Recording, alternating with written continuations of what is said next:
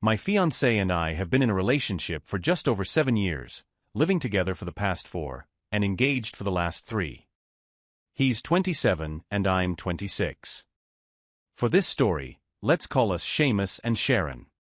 Over the past year, our relationship has started to exhibit some age-related strains, although nothing so severe that we couldn't overcome. Neither of us believes that legal marriage is essential, although I would have been okay with it if he had agreed. We believe that a natural commitment is far more important than a legal document, and we plan to remain engaged and committed to each other for life.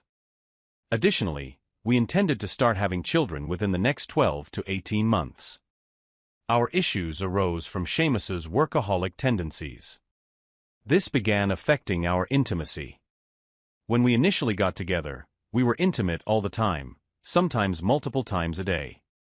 This decreased to about 3 times a week around the 3rd year, and last year it was more like 2 times a week. Now we're down to less than 2 times a week, and sometimes we go more than a week without intimacy. My desire for Seamus remains as high as ever, but his desire for me has plummeted due to his work commitments. He acknowledged that the stress and exhaustion from his job were causing issues, but didn't take any action to address it. Last year, he received a promotion to assistant manager. This new position came with a higher salary, but considering the long hours he puts in, he's actually earning less per hour than before. It's hard to see how that's a promotion. We've had numerous conversations about this, but he insists he's doing it for our future and our future family. Seamus explained that he was working diligently and saving money so that we could eventually buy a house, allowing me to stay home with our first child. I work at a call center for a bank and I despise it. While I appreciated his sacrifice, I was simply asking for a bit more of his time and affection. When I pressed the issue, things would improve temporarily, but then he'd revert back to working, and I felt like an afterthought. Even when he was at home, he would often be on his laptop handling store-related tasks or speaking with employees or customers on the phone. It became incredibly frustrating. During his rare moments of free time, instead of spending it with me, he preferred gaming and was part of a few gaming groups. He mentioned that gaming was a stress reliever for him and encouraged me to join, but it wasn't something I was interested in. I sensed that even though he still loved me deeply, something was missing in our relationship, and we appeared to be growing apart. This brings me to the current situation. As I mentioned earlier, I work at a large call center where some of my colleagues are involved in open relationships or marriages. They claim that it has significantly improved their love lives. One of my co-workers, whom I'll refer to as Jessica, had extensive conversations with me about this topic. About a month ago, she mentioned that she and her husband were interested in exploring an open relationship involving both Seamus and me. She admitted that she found Seamus very attractive, and her husband thought I was quite appealing. I firmly declined this proposition because we were friends outside of work, and the idea felt unsettling. Additionally, considering we worked in the same department, it could potentially lead to tension and HR-related problems. Despite my clear rejection, she occasionally brought up the topic, causing me to distance myself from our friendship. I couldn't help but see her differently once I learned of her interest in Seamus. While we still had lunch together at times, we no longer spent time together after work. Several weeks ago, Jessica informed me that the IT guy responsible for our department was in an open relationship with his wife. He's an attractive older man, perhaps in his very late 40s, and he's a kind, soft-spoken person who's in excellent shape. Jessica suggested I should talk to him if I had any interest in exploring this topic. I told her I wasn't interested, and that she was the one who kept bringing it up with me. However, several days later, this man, whom I'll call Taylor, approached me in the break room and asked if he could join me. I agreed and he took a seat. We engaged in small talk for a while, and then he mentioned that Jessica had informed him that I might be open to the idea of an open relationship. I was taken aback because I couldn't believe Jessica had the audacity to share something like that. After our conversation, I explained to Taylor that I wasn't really interested and clarified that Jessica, along with a few others, had been discussing this concept with me, but it didn't pique my interest. Taylor suggested I should consider it, emphasizing that it can be quite healthy and beneficial for a relationship. He also mentioned that if I ever became interested, he would be honored to explore that path with me. I felt somewhat offended, but his approach was so calming and considerate that I didn't take it as an offense. I simply smiled and thanked him, saying I would keep it in mind if I ever changed my perspective. We continued our small talk for the remainder of the break. Later that afternoon, I found myself pondering my conversation with Taylor. I thought to myself that if I were ever to consider an open relationship, he would be an ideal partner for it. He appeared very mature and respectful, plus he's married with kids, so there's no risk of anything more happening, as he made it clear he loves his wife and children. Of course, I feel the same way about Seamus. He's my soulmate, and even if we were to explore such a thing, my love for him would remain unchanged. When I returned home that night, Seamus called and informed me that he would be working until 8:30 p.m. because someone had called out sick at the last minute. I was quite upset about this because he was originally supposed to be home by 5, and we had plans for a romantic dinner and a special evening together. He apologized and promised to make it up to me when he got home. However, that night he didn't arrive until after 9, and when he did, he was completely exhausted and just collapsed on the couch. I was so frustrated that I left him sleeping there and went to bed. Around 3 a.m., he came into the bedroom, kissed me, but I pretended to be asleep. I was just so upset by his apparent disregard for me. The following morning, he left for work early and gave me a quick peck on the lips, but I didn't respond with a kiss. Later in the morning, he called to apologize once more for the previous night, but then immediately mentioned that his district manager had made a surprise visit to their store. He explained that he and his manager would be going out to dinner with him after work. I responded sarcastically, telling him to share something I wasn't already aware of. He inquired about what I meant, and I pointed out his habit of returning home late. I asked him when was the last time he came home at a reasonable hour. He concluded the call by expressing his love for me. All I managed to say was alright, bye before hanging up. I was visibly upset, so I requested an early lunch break, which my manager approved. While I was in the lunchroom, Taylor noticed my distress and came over to sit with me. He could tell that I was quite upset and began talking to me in his soothing manner. By the end of my break, I felt considerably better. Before we returned to work, he invited me to join him and some of his IT colleagues for happy hour. He suggested it would be beneficial for me to go out and not spend the evening alone at home. Feeling somewhat obliged since Taylor had cheered me up and made me feel better, I agreed to go with him to happy hour. During our time there, we had a great conversation. We discussed his marriage in detail and how he and his wife were going through something similar to Seamus and me. Taylor mentioned that opening up their relationship had actually saved their marriage, and they are still happily together to this day. After we left happy hour, I felt that tonight might be a good time to broach the subject with Seamus and gauge his reaction. Seamus arrived home around 9, and I asked him about his meeting with his district manager. He said it went well.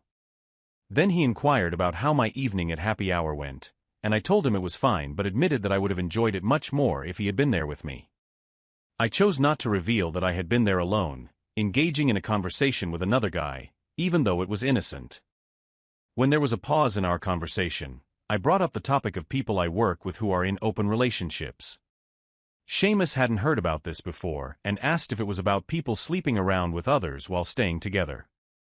I replied, yes, something like that. He expressed his disapproval, calling it both stupid and disgusting, and suggested that those in such relationships should simply break up to be free to sleep with whomever they desire. I explained that the purpose of these relationships wasn't to encourage infidelity, but rather to strengthen the bond between couples. He found this idea ridiculous and asked for an explanation, to which I had no response. That's when I mentioned Jessica and her husband. He questioned if I was joking, and I assured him I wasn't. He wondered why I hadn't told him about this earlier, and I admitted I was afraid he might not want to spend time with them. He conceded, saying he wouldn't be hanging out with them anymore because he found it distasteful. After that, he continued probing with more questions about the topic. He asked for my opinion on it, and I replied that if it worked for those involved, then it was their choice. He further inquired if I would ever consider something like this, and I clarified that I would only do it if he were in agreement. He seemed surprised by my response and repeated, So you're telling me that if I agreed to this, you would do it? I confirmed, yes, but only if you agree to it.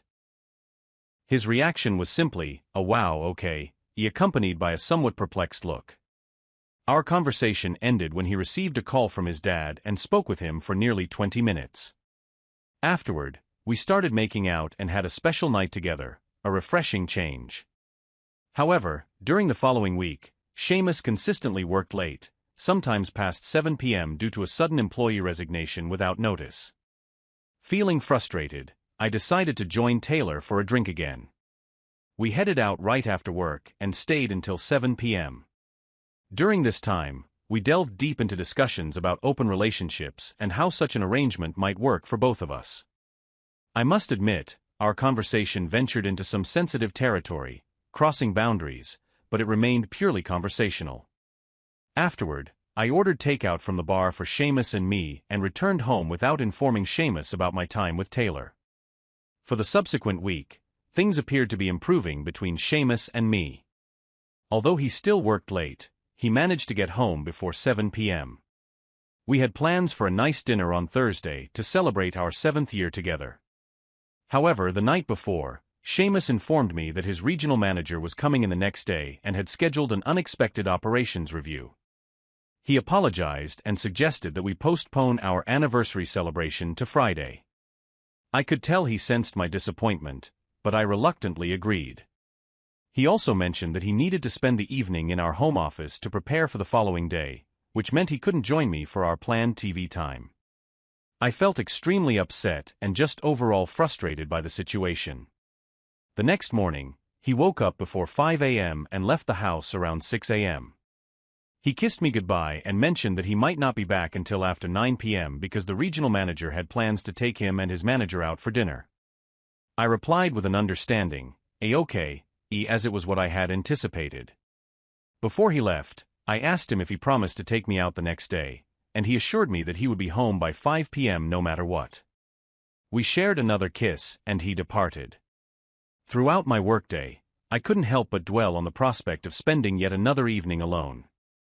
Just as my shift was concluding, I received a chat message from Taylor asking if I'd like to join him for a drink after work. I contemplated it for a while before eventually agreeing. I decided to head home first to freshen up before meeting him at the tavern, arriving shortly after 5 p.m. Our outing lasted until nearly 8:30 p.m. While I was at the tavern with Taylor, Seamus sent me a text message asking, where are you?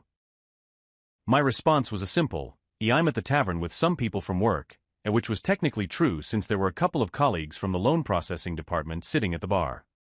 Following that, I inquired about how things were going with his regional manager, to which he replied, fantastic, absolutely fantastic. I responded with, great, see you later. I must admit that some of the conversation Taylor and I engaged in that evening was highly inappropriate and deeply personal. We discussed topics such as preferences and positions, among other things. Towards the end of the night, he began to touch and hold my hands until I withdrew them. Then, as he walked me to my car, he surprised me with a long hug followed by an unexpected kiss on the lips. The kiss caught me off guard, and though I didn't voice my discomfort at the time, I believe he picked up on my body language and realized I didn't appreciate it. I left for home, eagerly anticipating seeing Seamus and discussing his meeting and dinner with the regional manager. However, when Seamus arrived home, he behaved normally except for the fact that he didn't come over to kiss me as he usually did. I inquired about how his meeting with the regional manager had gone, and he responded with, great, and without elaborating further. He then asked about my workday, and I described it as the usual, non-stop calls and high stress. His next question was about happy hour and who had attended. I replied that it was fine and that it consisted of people from the IT department, most of whom he hadn't met. He followed up by asking how many people were there, to which I replied, I don't know, maybe 8 or 9, something like that. Feeling uneasy about lying, I inquired about his dinner. He revealed that they hadn't had dinner because his regional manager had decided to return home early to be with his wife and encouraged Seamus and his manager to do the same with their significant others due to their successful ops review. My heart sank upon hearing this news. I then asked where he had been until now, and he replied, at the tavern looking for you. A wave of sickness washed over me, realizing I was caught but not entirely sure. That's when Seamus confirmed, saying he had seen everything. I asked him what he meant, and he explained that he had witnessed me with that man, smiling and gazing at each other. He saw us holding hands and even observed us hugging and kissing. I was at a loss for words, so I simply said, "You don't understand." He responded, "No, I do understand now. It all makes sense. Why you brought up an open relationship out of nowhere last week. You were seeking permission to be with this guy." He then asked me how long I had been cheating on him, and I assured him that I hadn't cheated and that our interactions had been limited to conversations. I expressed my deep remorse, but he told me that apologies wouldn't suffice this time. His voice trembled as he mentioned how I had shattered his trust and broken his heart. Overwhelmed with guilt, I began to cry and continued to apologize, but he refused to listen. He said he was leaving to stay with his dad for a while, and I pleaded with him not to go, begging for his forgiveness. However, he remained resolute. He departed, and I called him while he was en route to his dad's house. He informed me that he wasn't ready to talk at the moment and needed distance to sort things out. I inquired about what that meant, and he replied, "You know what that means." I persisted with my apologies and pleas for forgiveness, but he remained silent and eventually ended the call without saying goodnight. Later, I walked into the bedroom and noticed that most of his clothes were gone, except for a couple of old winter coats, a few baseball caps, and an old pair of shoes. It became clear that he had already packed his belongings before I arrived home and had gone somewhere until I got back. That explained why he came in after I did. I couldn't hold back my emotions and collapsed on the bed, desperately hoping that this was all just a dreadful nightmare. Every day, I sent him text messages expressing my deep apologies and regret for my actions, along with declarations of my love for him. Although the messages were delivered, he never responded. I sank into a deep depression, prompting some of my girlfriends from work to come over on Saturday evening in an attempt to lift my spirits. They eventually took me out, and for the first time in nearly 8 years, I got incredibly drunk. I was sleeping off the effects of that night on Sunday morning when I heard someone knocking at the door. I peered out and saw that it was Seamus. I felt a rush of happiness upon seeing him but wondered why he didn't simply use his key to come in. When I opened the door, I immediately embraced him and poured out my feelings, telling him how much I loved and missed him and how depressed I had been since he left. He asked me to take a seat because he had something important to discuss. My immediate response was to start apologizing, but he cut me off, saying he didn't have time to waste on that because his dad was waiting for him in the car. Then he revealed that he had been promoted to a store manager position. I congratulated him enthusiastically and gave him a warm hug. I expressed my pride in his hard work and emphasized that no one deserved this promotion more than him. He dropped the bombshell that the store he'd be managing was in another state and he would be relocating in just 2 weeks. I was utterly devastated and desperately asked if I could go with him.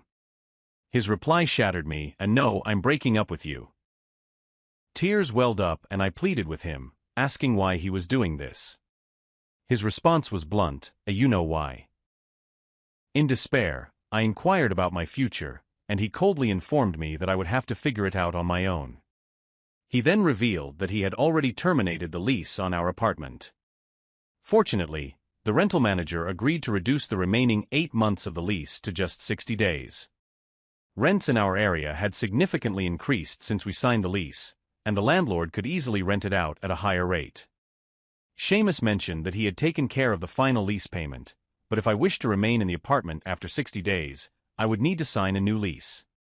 He was well aware that I couldn't afford to live there without him since he covered 2/3 of our living expenses. He informed me that I could keep all the furniture and the commitment ring he had given me. I couldn't hold back my tears and pleaded with him for another chance, but his response remained firm, "No, it's over." In my distress, I rushed to the bathroom, fearing I might throw up. When I returned, he had disappeared. I called him, desperately wanting to talk, but he explained that his dad was waiting and he had to leave. My attempts to converse with him were in vain. The rest of the morning was spent on the bathroom floor, a combination of crying and feeling sick to my stomach. In the afternoon, Two of my work friends came over and immediately noticed how distraught I was. They asked for my mom's contact information, called her, and explained the situation, telling her that I needed her because Seamus had ended our relationship. Mom made the 3-hour drive and arrived late last night, Sunday evening. Now it's early Monday morning, and I've been a restless wreck all night. So here I am, putting my thoughts on paper, seeking any advice on what steps to take next. Is there anything I can do to make this right? I'm aware that technically I cheated on Seamus by engaging in secret conversations with Taylor. However, it's crucial to note that we didn't go beyond a kiss and a hug, and remember he initiated the kiss, I didn't respond to it. I've truly learned my lesson and would never repeat such a mistake. If Seamus decides to give me another chance, I promise I won't let him down. Right now, I'm facing the darkest period of my life, and I could really use some love and support. Thank you for taking the time to read this. Feel free to ask if you have any questions. Update: 74 days after my initial post. Hello everyone, I'm returning because many of you have been asking about my situation. Currently, I'm in a really tough spot, and I've moved back to my parents' house. When the lease ended, I left my job at the bank and with the help of my dad, mom, and brother, we moved my belongings back home, and they are now stored in the garage. To say that I'm broken right now would be an immense understatement. My mental state is worse than words can describe. Without my family's support, I don't know where I'd be at this moment. In fact, I might not even be here. I'm overwhelmed with regret and yearning to turn back time and make better choices. Looking back, I now see everything so clearly and understand what I foolishly gave up. To make things even worse, about a week before I left to return home, I bumped into Seamus's father at the gas station. We've always had a good relationship, and we chatted for around 15 minutes. During our conversation, he revealed that Seamus had come looking for me at the restaurant on the night I was with Taylor. He wanted to share the news of his promotion and ask me to go with him. Hearing this completely devastated me. I've had a couple of phone conversations with Seamus since he moved. He mentioned that he's genuinely happy with his new job, despite being incredibly busy. I've sincerely apologized to him, and he graciously accepted my apology, thanking me for the wonderful years we spent together. He made it clear that in his view, we're not a good match and won't be a couple again. However, he wants us to maintain a civil relationship. This has been incredibly painful for me, more than words can express, but I'm not pressuring him or acting clingy. I'm simply grateful that he's still willing to talk to me. During our last call a couple of weeks ago, I let him know that if he ever changes his mind, I'd be on the next flight out to see him. So that's pretty much the update for now. I have my first therapy session scheduled for next week, and over the past week, I've submitted job applications to several places. Please remember me in your prayers, and I genuinely appreciate all the support and kindness you've extended to me, even though we're complete strangers. Alright, that was a fun story. Now let's move on to another exciting one. Stay tuned and let's dive in. In my 3rd year of college, I visited the local city library and happened to meet a really attractive girl. I struck up a conversation with her and we chatted for a while. She mentioned she was single, so we exchanged email addresses. Unlike me, she wasn't a college student. Instead, she was studying for a clerical position at a hospital. We exchanged emails for a bit, but it was a challenge to find a suitable time for a date since she was always working and I had my school commitments. Eventually, I discovered that she was going through a tough time with her ex-boyfriend. She wanted to break up with him but didn't want to let me go because she claimed to have genuine feelings for me and believed in my promising future. Our casual dating began a few months after that fateful library encounter. We embarked on exciting dates, explored new places together, and spent countless hours discussing our dreams and goals. The more time we shared, the more I realized how much I cherished her companionship.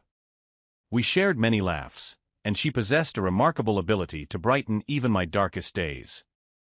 After a couple of months of casually dating, I started noticing that our time together was increasing significantly.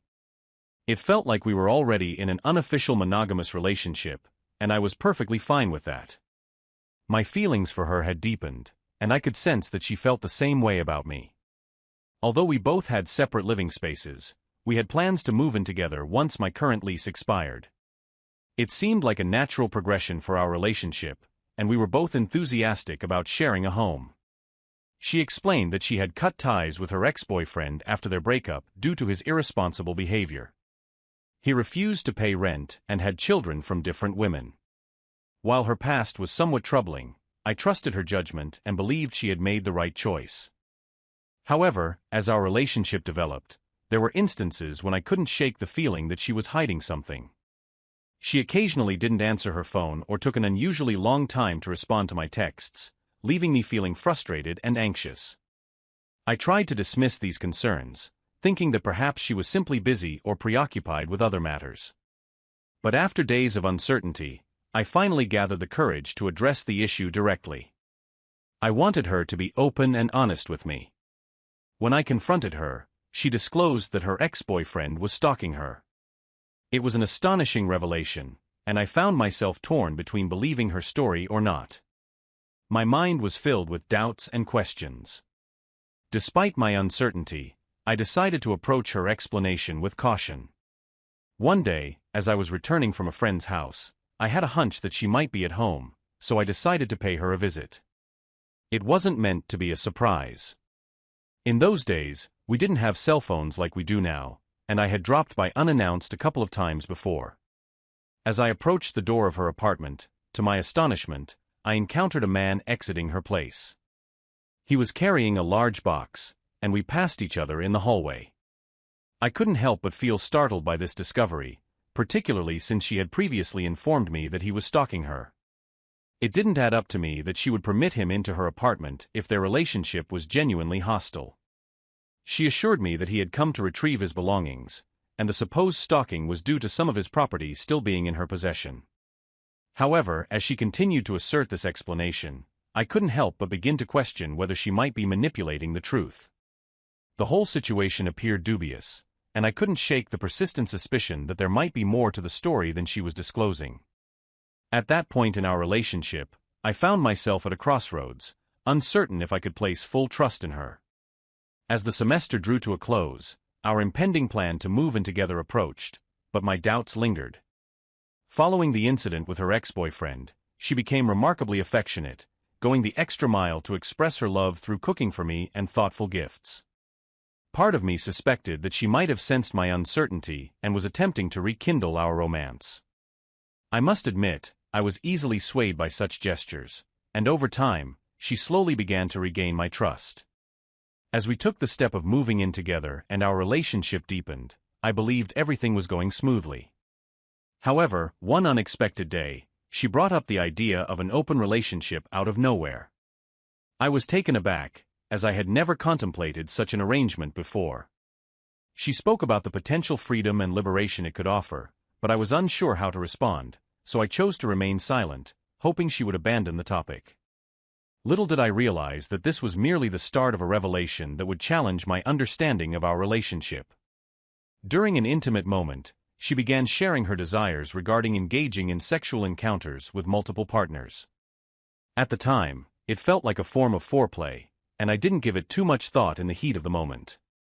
However, once our passion had cooled, her words lingered in my mind, and I couldn't shake the feeling that she might genuinely want to turn this fantasy into a reality. My mind was consumed by these thoughts, and I found myself deeply contemplating the potential consequences of such a proposition. I began to question whether our love and commitment to each other were sufficient for her, and the idea of sharing her with someone else stirred up unsettling feelings within me. The uncertainty surrounding whether I could accept this weighed heavily on my emotions. This unexpected revelation left me torn and confused, leaving me unsure of how to navigate the situation. It led me to doubt the strength of our love, as it seemed our desires were diverging. As I grappled with my emotions, I recognized the need to take some time to process everything before making any decisions about our future. Following her expressions of desire during our intimate moments, which didn't resonate with me but seemed to please her, we engaged in further discussions.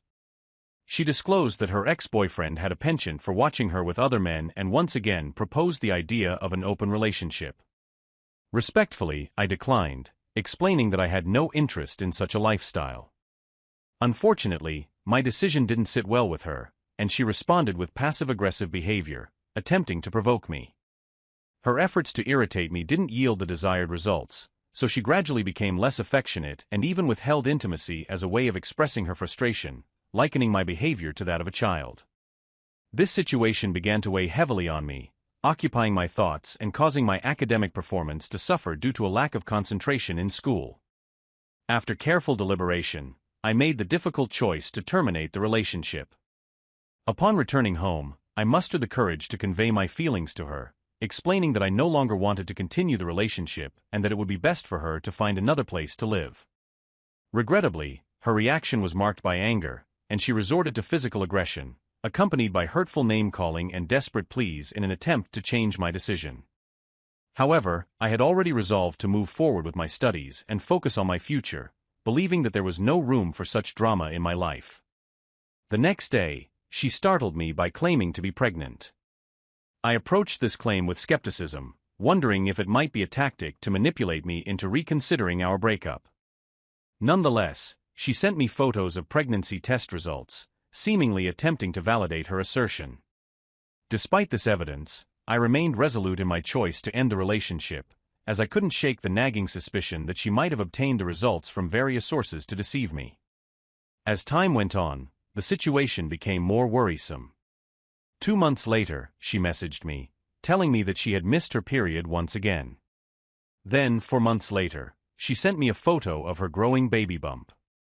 During this period, mutual friends informed me that they had seen her with other men, including her ex-boyfriend. This led me to consider the possibility that I might not be the father of her child. However, I couldn't ignore the fact that we had engaged in unprotected intercourse around the time of her pregnancy. Though I usually used protection, there was still a chance that something might have gone wrong, adding to my uncertainty. Given that I was in my final year of college and quite young, I felt unsure about how to handle the situation.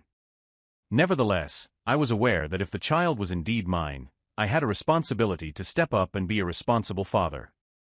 Throughout her pregnancy, she vehemently asserted that the child could only be mine, despite my lingering doubts about her involvement with other men during our relationship.